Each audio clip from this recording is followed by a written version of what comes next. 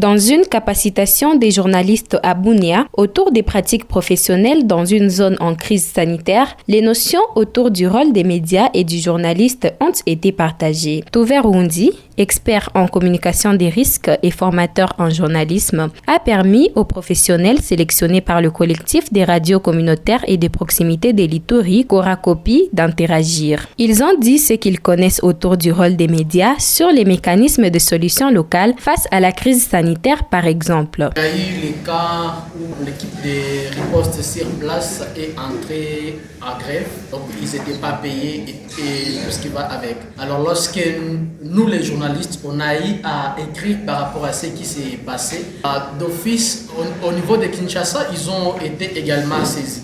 Et ce qui fait en sorte que même la première ministre, elle a été ici. Quand même, il y a déjà des mesures mises en place, donc elle vient tout justement aussi booster ce qui ne marche pas. Alors moi, je pense que c'est par rapport à cette bonne information qui a été diffusée qu'elle a su qu'il y a encore certaines choses qui ne marchent pas. Alors ce qui fait que le gouvernement met maintenant en place un autre mécanisme peut-être pour encore dévasser dans la riposte. Quand on connaît bien les sources de l'information, on peut aussi bien relayer les messages.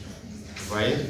Parce que là, il se pose aujourd'hui, si beaucoup de gens se fient avec les rumeurs, alors s'il n'y a pas une bonne information, donc on peut dire de n'importe quoi sans pour autant maîtriser les vrais problèmes en fait. C'est ça l'identification un peu des solutions. Lorsque les gens sont mieux informés, ça peut contribuer à apporter des solutions. Voici un exemple. On peut faire un reportage par exemple sur Ebola. Dans ce reportage, vous mettez quelques réclamations de la population, des plaintes ou des difficultés.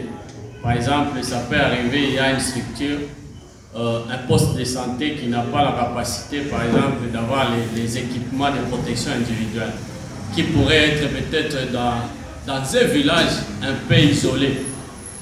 Du coup, lorsque un journaliste va faire relayer ces messages, ça peut, l'autorité et même le partenaire de riposte peuvent voir comment apporter de l'aide à ces populations-là.